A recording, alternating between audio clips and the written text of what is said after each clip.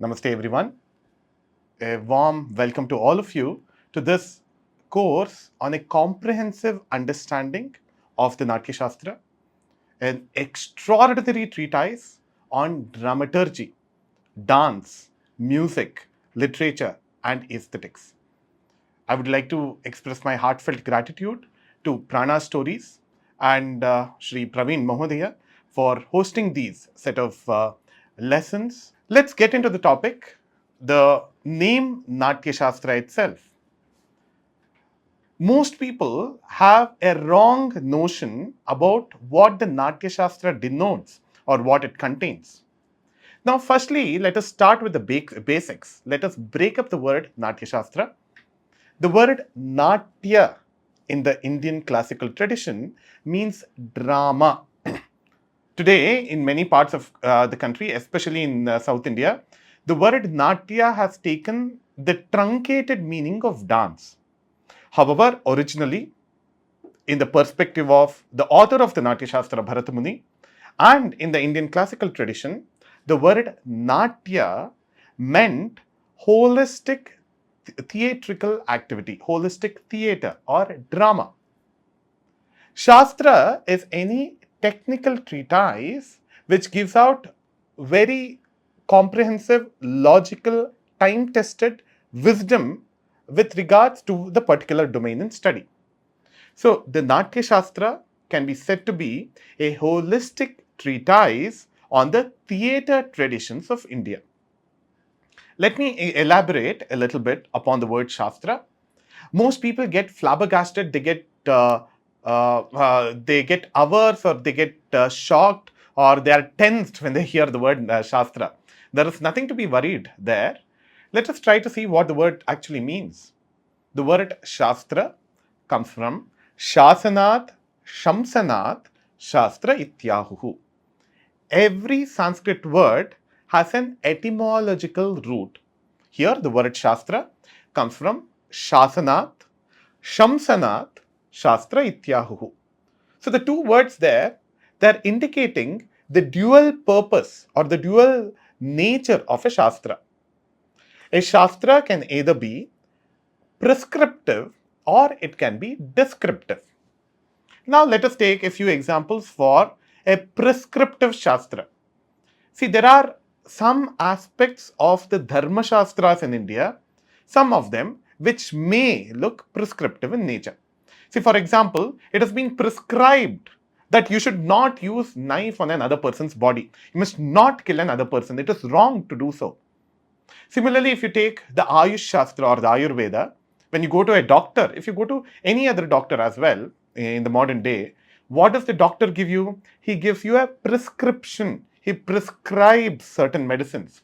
If you have a throat pain, it is said that you should not drink cold water. You should take these kinds of medicines. Do's and don'ts. The Ayush-Shastra, the Ayurveda is also prescriptive in nature. The Dharma Shastras, some aspects of the Dharma Shastras are prescriptive in nature. See, similarly, if you take the law of a particular land or a country, the nation, India, right, the constitution, there are certain laws which are prescriptive in nature.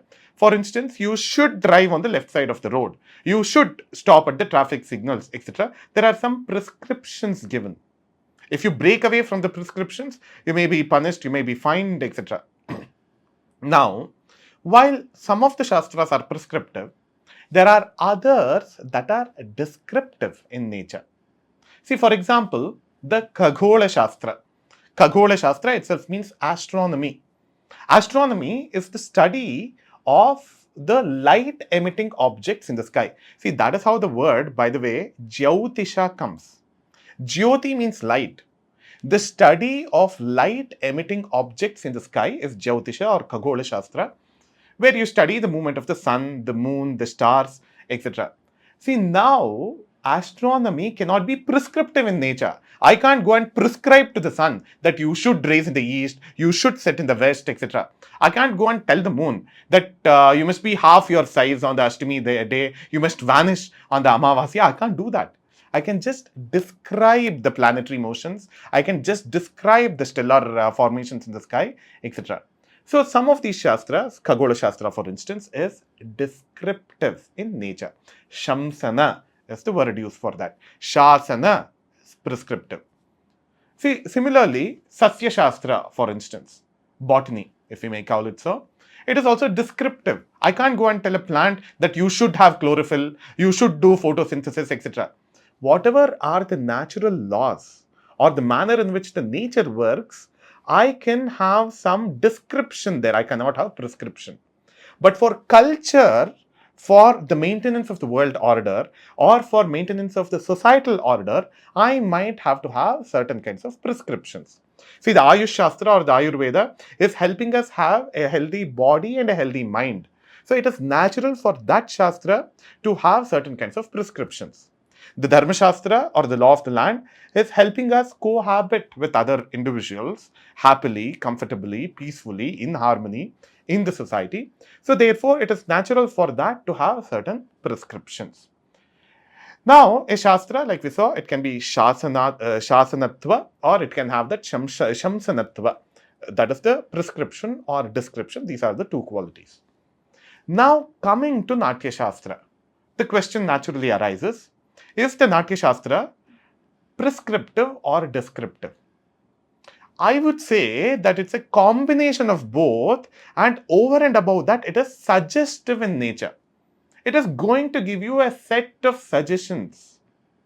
If you want to direct a drama, and as a part of a drama, if you want to be a good actor, if you want to be a good dancer, if you want to be a good musician, if you want to be a good sculptor or a painter, or if you want to understand and appreciate art better, then Nāṭyaśāstra has a set of suggestions for you.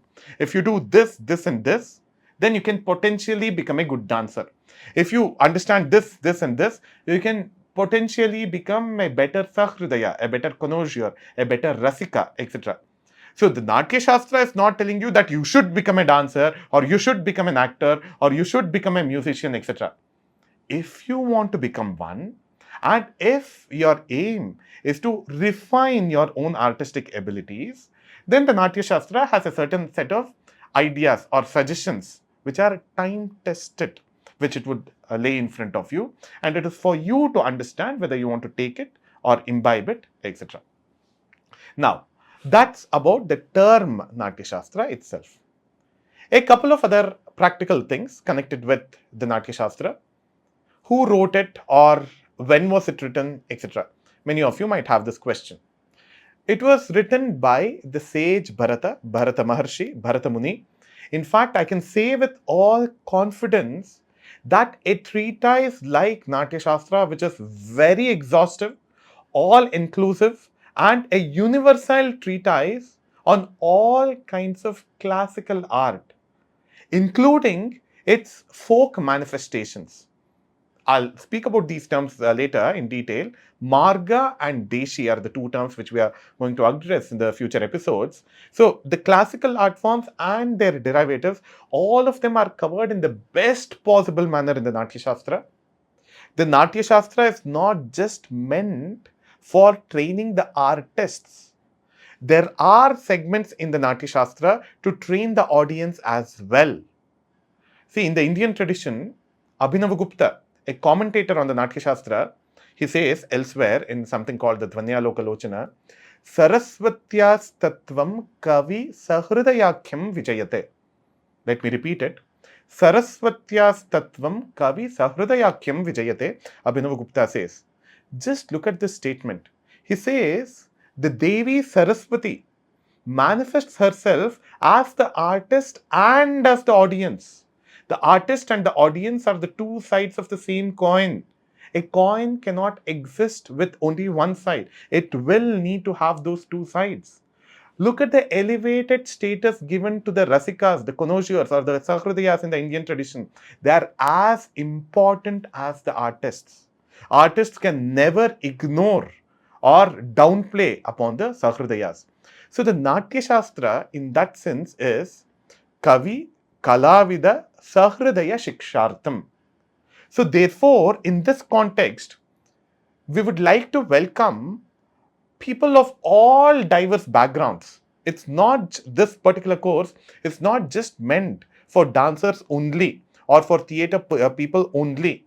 As we go through the course, you will eventually see that how learning of the Nāṭyaśāstra becomes essential to appreciate any kind of Sanskrit kavya or Deshabhasha kavya or even any classical literature or modern day literature around the world, irrespective of the language, irrespective of the nationality. Nāṭyaśāstra can open doorways, it can open windows for appreciating literature or even writing literature. It can open doorways, it can give you an access for appreciating sculpture and painting or creating beautiful painting and sculpture. It can help you become a good musician, a vocal musician or an instrumentalist, whatever you would want to be. And it can help connoisseurs understand and appreciate each one of these art forms better, with more awareness, with more consciousness, and with more in-depth understanding. So the Nāṭyaśāstra can cater to the requirements of all different forms of art. It can cater to the needs of the connoisseurs of any form of art. Now, what I started off by saying is that I can say with all confidence that no other treatise in the world is as extensive, as comprehensive, as unique, as deep, and as profound as the Nāṭyaśāstra. We'll see why it is so, why I'm making these claims as we go ahead in the future throughout the course. We'll see that. Now, the author of the Nāṭyaśāstra is sage Bharata, like I just mentioned. From the datable history, it seems like the Nāṭyaśāstra was composed sometime in the time period between 1000 BCE, before the Common Era, to the early centuries of the Common Era, between 1000 BC and 100 AD or 100 Common Era. In this time period, it was composed. So, sometime around 500 BCE, 5th century or the 6th century before the Common Era. So, that is when the Nāṭyaśāstra was likely to be composed by Baratamuni. But now, did the Natya tradition, as in the theatre tradition or the drama, dance, music tradition, did it originate with the Nāṭyaśāstra or did something exist before that? This question also would naturally arise. See, we'll have to keep in mind that usually a language comes first and then grammatical treatises arrive to formalize or to systemize a language. Be it the English language, for example, that's the media of communication that we are using currently in this course.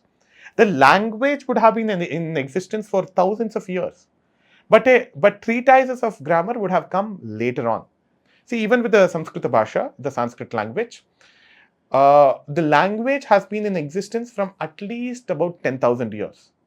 And from the existence of the language, from time to time, there have been scholars, there have been grammarians who have been writing to systematize the language itself for easier understanding across timelines. So, similar is the case with the Nāṭyaśāstra as well. Back in the Vedas, we get references to dance performances, musical performances, and performance using musical instruments, and conversations between characters, etc. Back in the Rig Veda, the Yajur Veda, Sama Veda, and Atharva Veda, we get references. We'll soon see that as we get into the first chapter of the Nāṭyaśāstra. We get references there.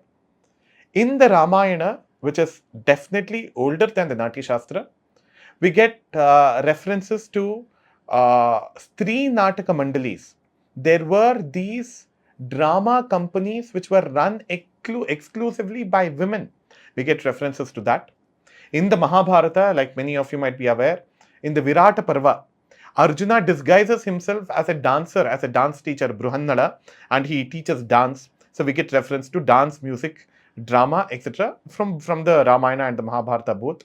Lava and Kusha, both of them come as singing and performing storytelling bards who spontaneously tell the story, sing the stories, perform abhinaya, and engage the audience. So we get numerous references like that.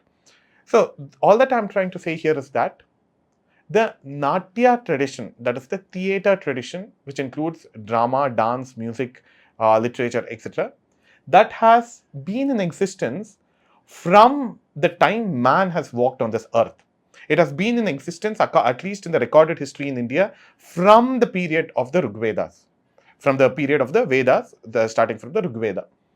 And speaking about sculpture, like you can see here in the image, there is this beautiful sculpture, a bronze sculpture of a dancing girl from what is today popularly known as the Harappa Mohenjo-daro civilization.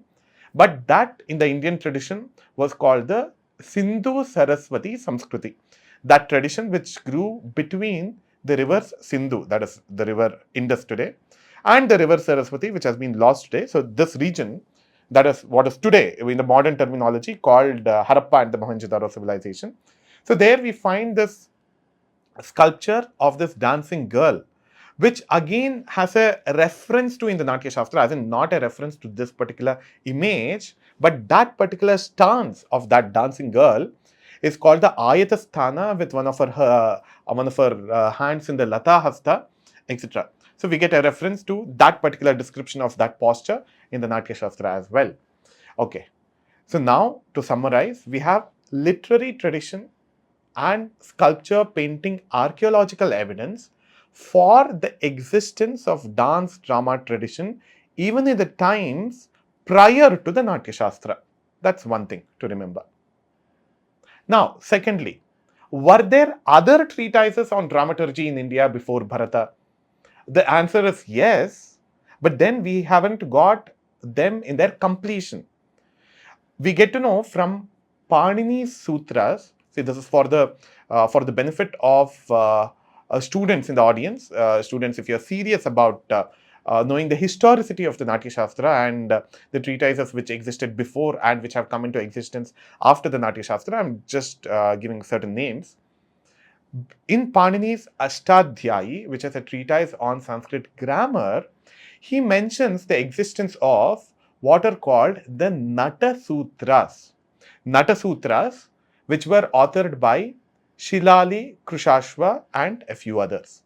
So, of course, before the period of Bharata Maharshi or Baratamuni, there were other treatises which spoke about the dance drama tradition, which formalized the dance drama tradition. And another point to note is that as we go through the course, time and again, I'll be quoting from Bharata Maharshi's Nāṭyaśāstra, where Bharata himself says that these set of shlokas, these set of verses are Anuvamshya shlokas. I'll quote those examples in the future, especially when we come to the 6th and the 7th chapters. He says they are Anuvamshya shlokas in the sense that he has not composed them. He is quoting them from the memory, whatever he has gotten from the Guru Parampara. Anuvamshya, the Guru Vamsha has given these shlokas to him. So that itself serves as an evidence for the existence of a written theoretical tradition, of the Shastric tradition of the Nāṭyaśāstra, even prior to the times of Baratamuni. Now, Baratamuni, just to summarize, he existed sometime between 1000 BCE, before the Common Era, until the early centuries of the Common Era, around 100 CE. See, it's very difficult to place these texts because the Indian authors are so humble that they don't speak about themselves in any of their works. Take the case of Vyasa or Valmiki or Kalidasa or even Bharatamuni, no autobiographical details. They want their works to speak to the audience and they go to the background. They dissolve into their works. So, no autobiographical details. From other secondary and tertiary evidences, we can loosely place Baratamuni in this time period, most likely in about the 5th or the 6th century of the Common Era, before the Common Era, 500 or 600 BCE. It is also likely that he existed in the Kashmir region. There has been quite an amount of research which has been done on this aspect. The works of Dr. Kapila Vatsyayana, the works of Dr. Anand Kumar Swami and V.S. Agarwal and Dr. Padma Subramaniam, many of them have thrown light on this particular aspect. Okay, now, so that is about the composition and the composer of the Nāṭyaśāstra. Let us come to the structure of the Nāṭyaśāstra. Right at the beginning of the course, beginning of this particular session, I started off with a shloka. Pranamya Shirasa Devo pitamaha maheshwarau Nāṭyaśāstram pravakshyami brahmana yadudahrutam. This is the first shloka of the first chapter of the Nāṭyaśāstra. There are 36 chapters in the Nāṭyaśāstra, and there are totally about 6,000 verses in the entire Nāṭyaśāstra. And shlokas, what I just recited, was an example of one shloka.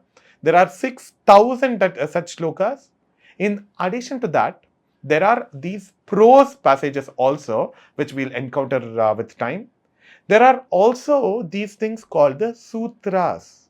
Sutras are like axioms. Like a plus b the whole square is equal to a square plus 2ab plus b square. So it's almost like a formula. There is something called the Rasasutra, which is the heart of the Nāṭyaśāstra, which is extraordinary. No other tradition in the world has ever explained the process of art creation and the process of art enjoyment in such a nuanced manner, so succinctly, like what we see in the Rasasutra. That is the heart of the Nāṭyaśāstra, and for any artist, for any connoisseur to understand that is extremely important. We'll come to that in the future sessions. Okay, so the Nāṭyaśāstra has 36 chapters, about 6,000 verses, many prose passages, and a couple of sutras like the Rasa Sutra. Each one of those chapters have names. Every chapter has a name. The first chapter is called the Natyotpatti, Natyasya Utpattihi. Why, when did Natya come into being? So there is a Purāṇic story associated with it, which we'll soon get into. A couple of more details here. There's an extraordinary commentary on the Nāṭyaśāstra, which was written in about the 10th and 11th century of the Common Era, that is about 1000 years ago, by a great scholar, a multifaceted scholar, a polymath and a polyglot called Abhinavaguptacharya, who lived in the Kashmir region. He was a versatile scholar with a deep knowledge of Tantra, of Vedanta, of Pashupata Shaiva, of aesthetics, of Kavya, etc. So he has written an extensive commentary on the Nāṭyaśāstra. Much of it is available to us today, but some portions have also gone missing. So from time to time, wherever required, I might make a reference to Abhinava Bharati, which is the name of the commentary that Abhinavaguptacharya has written on the Nāṭyaśāstra. It's a very beautiful, very detailed commentary on the treatise. Now, these kinds of texts, those like the Nāṭyaśāstra, they come under the bigger domain of Saundarya Mīmāmsa or Saundarya Shastra. Saundarya itself means beauty. So these kinds of texts, the Bharata's Nāṭyaśāstra, the commentary thereof, which is Abhinava Bharati, written by Abhinavagupta, and many other derivative treatises, many other treatises which have derived inspiration from the Nāṭyaśāstra and come in the later days, all of them belong to this bigger domain of Saundarya Shastra or Saundarya Mīmāmsa. This can be loosely translated as treatises on aesthetics in the Indian tradition. So what does aesthetics or Saundarya Shastra do? How to create beauty and how to appreciate beauty. So if you're an artist, you're creating beautiful things. You're doing a beautiful painting. You might be doing a beautiful sculpture. You might want to become a beautiful dancer. You might want to become a beautiful singer, etc. So how to create beauty in art, and once created, how to make the audience appreciate and understand it. So that is Saundarya Mīmāmsa or Saundarya Shastra, the domain of aesthetics.